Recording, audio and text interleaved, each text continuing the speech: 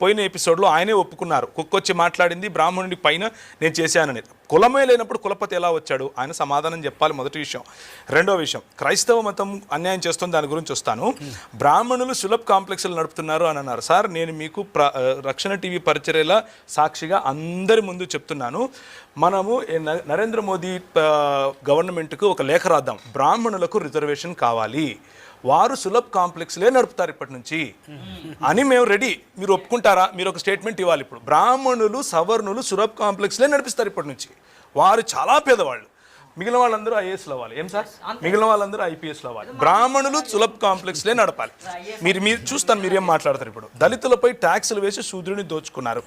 ఇది రాజీవ్ మల్హోత్రా లాంటి భయంకరమైన దేశాన్ని విచ్ఛిన్నం చేసేటటువంటి ప్రజలు ఇచ్చే స్టేట్మెంట్. అలాంటి దానికి ఎంబీబీఎస్ డాక్టర్గా మీరు వత్తాసు పలకటం ఏమాత్రం నాకు నచ్చలేదు. ఎందుకు అనంటే, దళితులపై ట్యాక్సులు వేశారు అని చెప్తున్నారు. ట్యాక్స్ దళితులు మీరు ఎక్కడన్నా కనిపిస్తారా? లేకపోతే ట్యాక్స్ బాపనోళ్ళు కనిపిస్తారా మీకు? రెవెన్యూ దళితులు కనిపిస్తారా? రెవెన్యూ బాపనోళ్ళు కనిపిస్తారా మీకు? రెవెన్యూలు దళితులు కనిపిస్తారా? లేకపోతే రెవెన్యూ దోచిపెట్టిన క్షత్రియులు కనిపిస్తారా మీకు? సార్, ఇది దేశ చరిత్రను తెలుసుకోకపోతే చరిత్రహీనులం అవుతాం. ఇది అంబేద్కర్ గారు ఒక మాట చెప్పారు. ఈ విషయాన్ని దాన్ని కోట్ చేస్తున్నాను.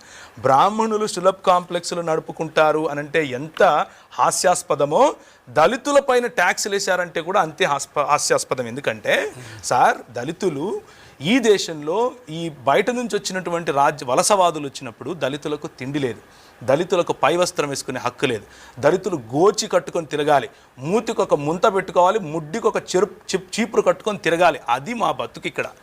ఎవరు అలా దోచింది? వాడు వచ్చి దోచాడు, ఆ తెల్లోడు. బ్రిటిషోడు దోపిడి దొంగ మీకంటే ఎక్కువగా అరిచి నేను చెప్తాను. కానీ ఆ దొంగకు వత్తాసు పలికింది ఎవరు? బ్రాహ్మణవాదం కాదా? ఆ దొంగకు దోచిపెట్టింది ఎవరు? బ్రాహ్మణవాదం కాదా?